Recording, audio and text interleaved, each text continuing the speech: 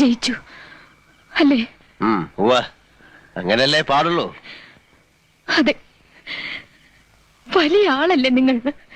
പേര് കേട്ട അച്ഛന്റെ പേര് കേട്ട മകൻ. ഞാനാരാ? നിസ്സാരയായ ഒരു പെണ്ണ്.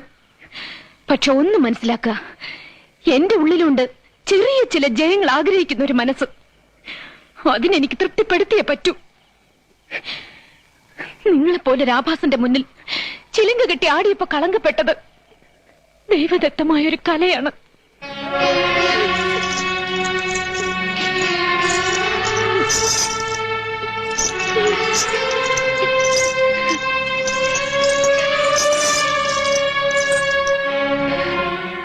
എന്റെ കാലുകൾക്ക് ഇനി ഈ ചിലങ്ക ഇടാനുള്ള യോഗ്യതയില്ല. ഉള്ളിൽ 1000 മുള്ളു കുത്തിയിറങ്ങുന്ന വേദനയിലും എനിക്ക് സന്തോഷിക്കാൻ ഞാനിതിവിടെ ഉപേക്ഷിക്കാണ് എന്നേക്കുമായി.